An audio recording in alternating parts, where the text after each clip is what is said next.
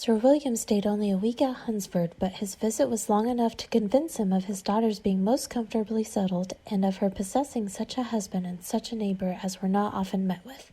While Sir William was with them, Mr. Collins devoted this morning to driving him out in his gig and showing him the country, but when he went away, the whole family returned to their usual employments, and Elizabeth was thankful to find they did not see more of her cousin by the alteration, for the chief of the time between breakfast and dinner was now passed by him either at work in the garden or in reading and writing, and looking out of the window in his own book-room, which fronted the road. The room in which the ladies sat was backwards. Elizabeth had at first rather wondered why Charlotte should not prefer the dining parlour for common use. It was a better-sized room and had a more pleasant aspect, but she soon saw that her friend had an excellent reason for what she did, for Mr. Collins would undoubtedly have been much less in his own apartment, had they sat in one equally lively, and she gave Charlotte credit for the arrangement. From the drawing-room they could distinguish nothing in the lane, and were indebted to Mr. Collins for the knowledge of what carriages went along, and how often especially Mr. Borg drove by in her phaeton, which he never failed coming to inform them of, though it happened almost every day. She not unfrequently stopped at the parsonage, and had a few minutes' conversation with Charlotte, but was scarcely ever prevailed upon to get out. Very few days passed in which Mr. Collins did not walk to Rosings, and not many in which his wife did not think it necessary to go likewise, until Elizabeth recollected that there might be other family livings to be disposed of. She could not understand the sacrifice of so many hours.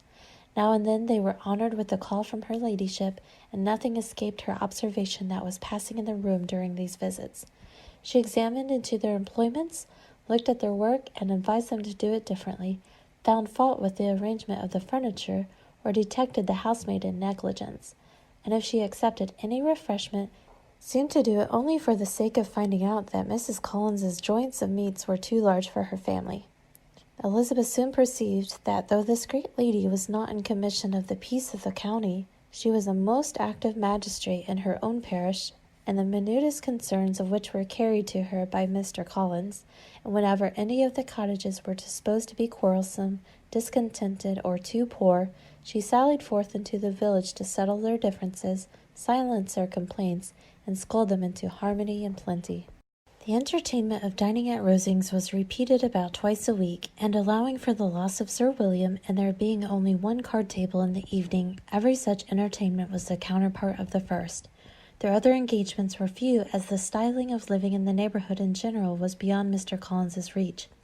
This, however, was no evil to Elizabeth, and upon the whole she spent her time comfortably enough.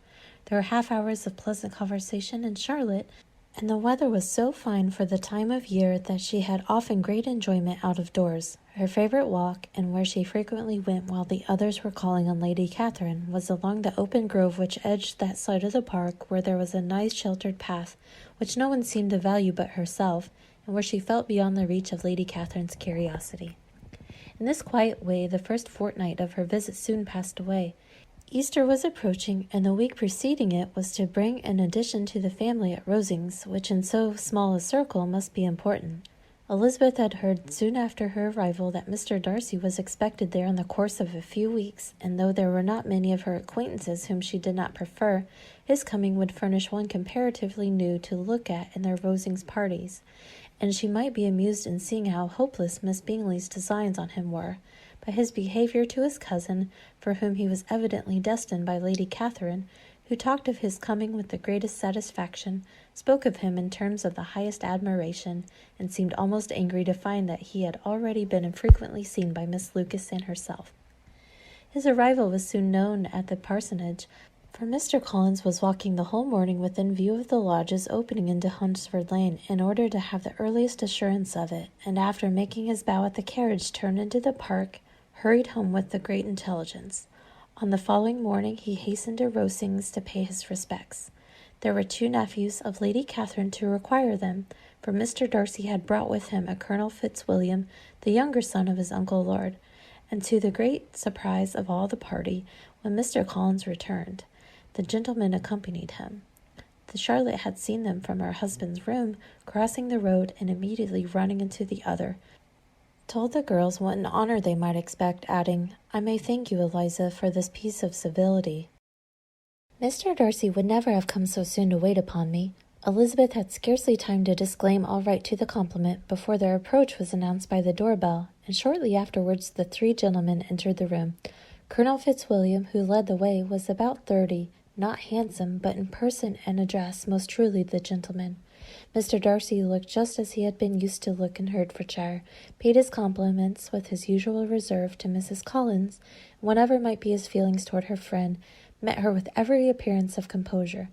Elizabeth merely curtsied to him without saying a word. Colonel Fitzwilliam entered into conversation directly with the readiness and ease of a well-bred man, and talked very pleasantly. But his cousin, after having addressed a slight observation on the house and garden to Mrs. Collins, sat for some time without speaking to anybody. At length, however, his civility was so far awakened as to inquire of Elizabeth after the health of her family. She answered him in the usual way, and after a moment's pause added, "My eldest sister has been in town these 3 months. Have you never happened to see her there?"